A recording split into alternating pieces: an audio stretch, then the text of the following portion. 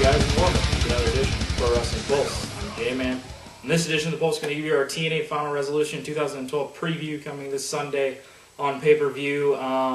One that really TNA doesn't focus on, obviously, throughout the year or something. A couple months after Bound for Glory, really kind of setting up, obviously, the beginning of the next year of their schedule, pay-per-view-wise.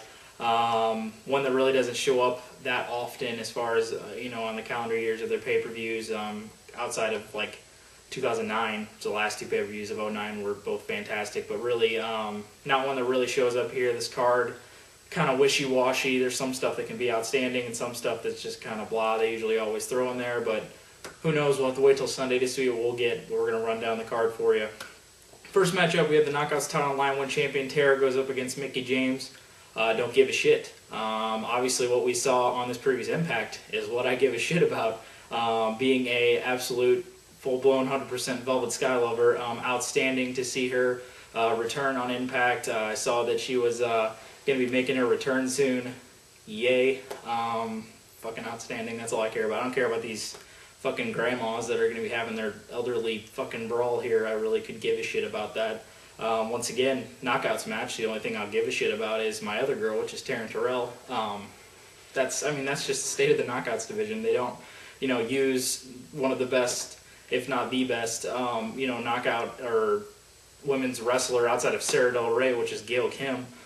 They don't use her anymore.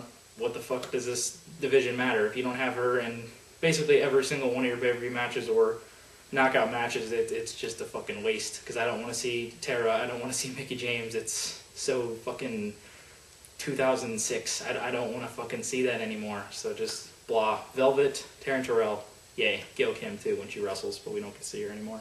I'll go with Tara. I don't know. Velvet's saying 2013 is going to be the year she's going to get back the Knockouts title. I don't know if maybe they'll build to having her take it from Tara, or I don't know what the fuck they'll do, but I don't know. Just keep it on Tara, I guess. It doesn't really matter. Next matchup, we have the TNA Tag Titles Line 1 champions, Chavo and Hernandez, go up against Joey Ryan and Matt Morgan. I don't know what the fuck they're doing with this team. It makes absolutely no sense. The only thing that's funny and interesting is the entertainment of Joey Ryan, which we've talked about. Matt Morgan, he's just so fucking dull and just boring, and I don't want to see Matt Morgan. It's just, Jesus, it's just fucking, I could give a shit about Matt Morgan. Joey Ryan, the only thing that's come out of Matt Morgan is the phrase that involves Matt Morgan that Joey Ryan used on Impact, which is when you mess with the Morgan Man and the Organ Man. I think it was Big Morgan Man and Big Organ Man. Just, that's fucking random. I just thought that was hilarious, but something that Joey Ryan would think of, just fucking outstanding. I don't see them winning the tag titles, because I really don't see them being together, hopefully not being together very much longer, because Joey Ryan it doesn't work. I don't know what the hell, it makes no sense. I don't understand what the fuck they're doing with them, but Morgan trying to make a statement to Hulk Hogan that he's a big fucking hard ass, and I don't really know. I could give a shit about Matt Morgan, but Joey Ryan and Matt Morgan hopefully won't stay together very longer, because like I said, it's just pointless. I guess I'll just keep it on Chavo and Hernandez, which have really done nothing. After Daniels and Kaz dropped the title, the tag division just kind of blah right now, obviously, and it's kind of just been like that for the past year or so.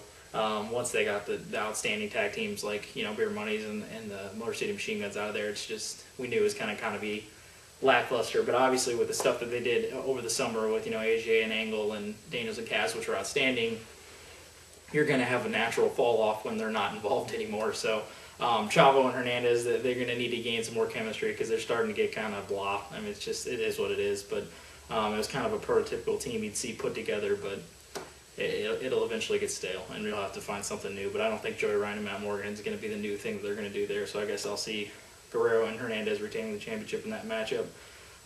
Next matchup, we have the X Division title on the line when champion Rob Van Don't Give a Shit. Is it Rob Van Don't Give a Damn? I don't know. Ryan would correct me if he was here. I think that's when we used it. I think it's Rob Van Don't Give a Damn. Goes up against Kenny King. Now, I do give a damn about Kenny King. And I'm going to, I'm just going to pick it because it's just what should happen. I'm going to pick Kenny King to win the X Division Championship here, because I'm going to pick the person that goes up against Rob Van Dam that makes the most sense every damn time, because Rob Van Dam does not deserve to have the X Division Championship. I think it's fucking stupid. It's a waste of time to just have Rob Van Dam have the X Division title. It's not a waste of time to give it to Kenny King. Like we've talked about numerous times before, he is amazingly athletic. He has the most potential you could look at in a young star in the business, and to put the X title on him and let him gain off that would be perfect. And just build Kenny King from there, because he's outstanding. And for all you guys who haven't seen a lot of him, I know he was on this week's Impact, and that triple threat match was pretty good. Actually got some time in that match too, which was good to see with Ion and Kid Cash, I believe. So that was good stuff. And he earned the number one contendership in that matchup there. Let's all pray that Kenny King wins the X title here, because that would make so much more sense. X title is for young, athletic, hungry guys, not a fucking 45-year-old pot-smoking hippie piece of shit that I don't fucking give a damn about. So Rob Van Don't Give a Damn needs to be dropping the goddamn title to Kenny King here, because let's all pray for that one. Next matchup, we have an 8-man tag match featuring the Aces and Eights going up against Kurt Angle, Samoa Joe, Wes Briscoe, and Garrett Bischoff. That's a fucking force for you. Let's first start off by mentioning Samoa Joe's loss to Devon and losing the TV championship on Impact. I don't know what the fuck. Yet another reasoning for why Devon should not be earning things or doing things right. It's just, why? Just, what the fuck? I mean, Samoa Joe was doing perfectly fine. You're wasting him by even just giving him the TV title. Now you're just going to have him fucking lose the TV title back to Devon on an Impact. It's like, it's just the fucking, that group does not need a title. They don't need it. That's fucking useless, especially the TV title. I mean, if you're going to build somebody up in the long run and somehow do an angle for the world title, that would make sense. You don't do it just random, here's the television title, and now we're going to have some fake-ass strippers and shit just, like, dancing to our shitty fucking entrance music in our little camp that we have in the back, like we're the fucking Sandlot. It's like, what the fuck? It's fucking stupid. It's like, god damn it. And this also plays to the part that they don't have really any ideas except for the end game as far as this angle. Maybe when they finally reveal who the fucking head is, obviously it wasn't Devon, because that's what we weren't told, I guess, and we get to reveal who the president is or whatever the fuck they're talking about. That's the end game they have for it. They're probably going to carry all the way to Lockdown, because you can see an obvious Lockdown setup for this group going up against some TNA group, and they're just oh god, we're just stretching to try and get there, because that's what TNA does with all these kind of angles. They don't ever give you intriguing shit. Oh yeah, here you go. We'll give you Kurt Angle and Devon at the pay-per-view. That was fucking tremendous, wasn't it, last month? No, that was fucking garbage, and you're just wasting Kurt Angle in another match here, Samoa Joe as well. This is obviously set up for Wes Briscoe and Garrett Bischoff to turn on Joe, and obviously Angle, which has been doing stuff with Briscoe, to finally be revealed that they were in the Aces and Eights as well. So, it's kind of looking obvious here. I thought it was going to happen last month when Devon and Angle had that fucking piece of shit. I can't even call it a match, it was garbage. But it didn't happen there. It'll probably happen here. Just that they don't have any original ideas to do with this group. It's an interesting idea with what revolves around it, the concept of it. But as far as integrating them with the roster and having matches and doing things here and there, they never have anything that works. They always just, this is the group. Now we're going to pick apart little just pieces of the roster and take great stars that we have and just put them in these fucking random bits and pieces of this feud. And it's just like, whatever. So you just get another wasted Kurt Angle match here when he could be doing something worth watching. Joe as well, and I could go on and on about that TV title loss, which was just absolutely fucking pointless. But look for a Briscoe and Bischoff turn, going and finally being revealed as members of the Aces and Eights. And they could go celebrate with their fucking 50-cent trash bag hose that they had. I think I just stole a rock line there, but whatever. Next matchup, we have A-Double Austin Aries going up against Bully Ray. Obviously, this one revolving around the AJ John Cena storyline that's been going on. Oh, wait a minute. It's not revolving around that. It's revolving around Bully Ray and Brooke Hogan, because we have to have the fucking, all of wrestling has to revolve around Days of Our Lives around this time of the year, so we need to have our little soap opera bullshit romantic storylines, because those are needed, I guess. With Bully Ray and Brooke Hogan and Brooke X. Is that Mark? Bully. I'm sorry. I'm caught up in all my emotions right now. It's just, what the fuck are you doing? And Aries just being tremendous at everything he's doing in this feud, which is just fucking, just the stuff, the backstage stuff, the promos he's been cutting are just fucking hilarious. And just what, again, that we've told you Austin Aries can provide is not only amazing in-ring athlete, but on the mic, he's fantastic, outstanding, fucking hilarious, serious, whatever the hell you want him to do, he's got it nailed down. But I'm actually really looking forward to this match. They had an outstanding match on pay-per-view couple months ago, really had that hot start. Everything through it was outstanding. And hopefully we could get that here, at least for the majority of it. We'll probably get some shenanigans BS towards the end of it. I really don't know who's going to win this match. I guess I'll go with Aries. I could see some sort of thing where Bully Ray's caught up in all of his love triangle bullshit, whatever. I guess not a triangle. I guess him and Hogan just still think they were going to kiss a little bit. That would have been weird. Yeah, so I guess I'll go with Aries because Bully Ray's caught up in all this shit with Brooke and what the fuck ever. I don't know. Hopefully we can get something quality out of that. Next up, the joking is over for me. We have, for one final time, we have the phenomenal AJ Styles going up against the Fallen Angel Christopher Daniels. I don't know how many times we've talked about this match. Just in the 2 years that we've had a show on YouTube, we've talked about this match numerous times, and every time you guys know exactly what I'm going to say about it, for my love for AJ Styles and my absolute love for Christopher Daniels. These guys are going to go out and put on the best match of the night. That's exactly what's going to happen, because it happens every single time these guys get in the ring. And it's almost become second nature, and it's something that we just kind of look past, like, oh yeah, AJ and Daniels are going to go in there, they're going to have, you know, another outstanding match that we'll always remember, and it's just like, somebody talked about with Daniels about how many times that he's had a match with AJ, and it's like 115 matches they've had together, and I can guarantee if you look at all those matches, outside of, you know, probably a bunch of house shows where they had to just basically do the, you know, rigmarole bullshit that they normally do, but every big match they have together, whether it's in a triple threat, four-way, one-on-one, they always find a way to make it different. And a lot of people are saying how it's just going to be the same old, and it's not how it was. And I've read both interviews with AJ and Daniels lately where they talk about they always want to find something new because they're both such innovative guys that they just always find something intriguing to add to this rivalry, which is, you know, bar none, one of the best that we've ever seen in professional wrestling history. And that's saying a lot for, you know, a secondary company to have one of these kind of feuds that just stands the test of time is just being tremendous. These guys have had, you go look back, they've had some of the best matches ever. In my opinion, they were involved in the best match ever, Unbreakable 05, with these two and Joe.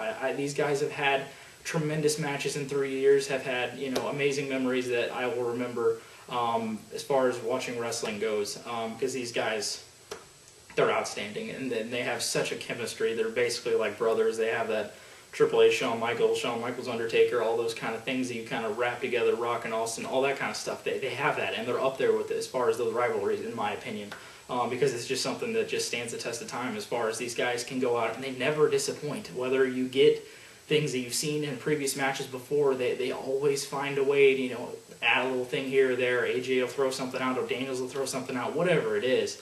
They'll find a way to make it great, and it's always outstanding, and that's exactly what you're going to get here.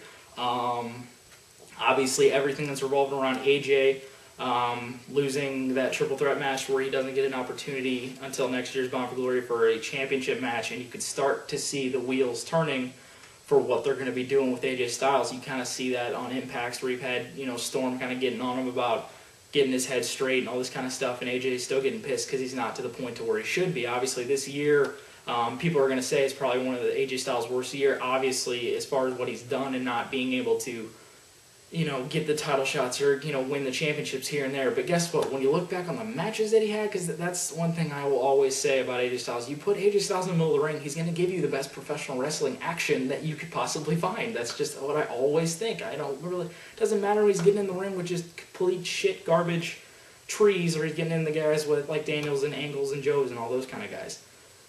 He provides just simply the best professional wrestling action inside of a ring that you can get and has for years and years.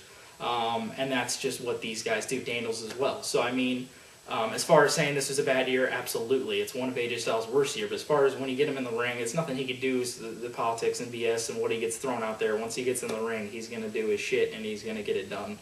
to the best of anybody's abilities, and that's just how these guys are and how AJ is. But I could really see that kind of turning to where it's going to start to get a boiling point. I don't know if they maybe turn him heel down the road or whatever they do, but it looks like by next year's Bound for Glory, AJ Styles is going to be in huge part of that pay-per-view. I can almost see a title match to a build-up to whether he leaves maybe after this match, after what I see my prediction here, and does whatever he does. I can really see that down the road with a really build, and it just gets me excited to see what's going to be happening towards the middle parts of next year, whether he takes a break, because I think it's a well-deserved break, and I think it would work well towards him and his character and everything. I think it would work good, but I think towards the end of next year, you're going to be getting a lot of great stuff from AJ Styles. I just got that feeling.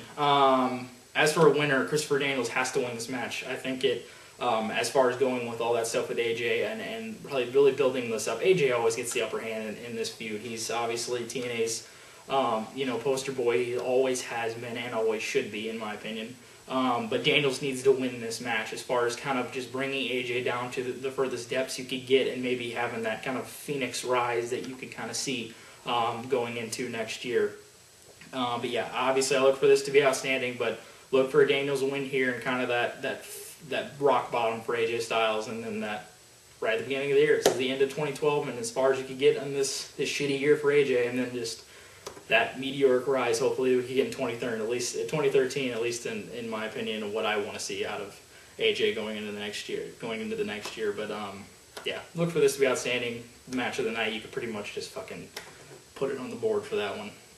Next matchup, we have the main event for the TNA World Championship. We have champion Jeffrey Hardy going up against the X Factor, Bobby Roode. I don't want to see this. I love Bobby Roode. Jeff Hardy's been doing some solid stuff. Obviously, the stuff he was doing with Aries, because he was in the ring with Aries, which we always say he's got to be in the ring with a guy that makes him work. I just don't want to see this. I feel like, I don't know how many matches they had back when Roode was champion, but it just feels like they had a shitload of matches. And I know a lot of wrestling fans, and I know a lot of people that don't really follow as heavy as obviously all of us do and all of you guys do, don't remember a lot of those matches, but it seems like it's just right in my memory that they've had a bunch of matches recently, and a lot of these top guys, as far as the Storms and the Roodes and the Hardys and Aries and all that kind of stuff, it seems like it's just been a revolving door as far as the title shots. You got a lot like what was happening back in 2011 with Hardy and Anderson and Morgan and all that kind of bullshit that they were doing around that garbage ass title hunt. But yeah, it's just like, it's so predictable that they just throw these guys out there. Okay, this is the main event, Bobby Roode, when originally it was supposed to be James Storm, and they kind of just randomly after that match had Roode take that from him, which I don't know what the hell that was all about. It makes absolutely no sense. But it kind of looked like they were setting some stuff up with Storm and AJ and all that kind of stuff, but who knows where that's going to go. But yeah, and then Roode just kind of sneaking in for this title matchup here. Bobby Roode's not going to win. I wish he would, but he's not. Jeff Hardy's going to retain. I really don't know where they go from here. Because like I said, there's just it's getting into that, okay, we're going to throw that guy at you, we're going to throw that guy at you, and nothing behind it like they had with Aries, which was scaring me. As I said, when Aries dropped the title, I hope he wasn't going to stop doing shit main-wise after what they do with Bully Ray. We'll see where he goes from there. He was in a fucking X Division title match a couple weeks ago, which scared the shit out of me. I'm like, what the hell are you doing? I don't know. I really don't want to see this match, to be honest with you. I mean, it could be alright. It's not going to be great. I just know it's not, because it's just, I don't know. Bobby Roode and Jeff Hardy don't have that chemistry that really works well, but it's what you're going to get. Look for Jeff Hardy retain. Blah, whatever. We'll keep the title on Hardy here until God knows when. Fucking, hopefully not long. I wish Aries could get back in there, win it, and just save that fucking title again. We have to see that stupid Transformers, fucking Megatron, Optimus Prime piece of shit on coke looking fucking title. Oh god, it's so dumb looking. But yeah, so Hardy will probably retain in that matchup, and probably won't be anything too special. This will now wrap up our TNA Final Resolution 2012 preview. Be sure to check out our review after the pay-per-view Sunday. I'm J-Man, and thank you for watching another edition of Pro Wrestling Pulse, the Pulse, professional wrestling world.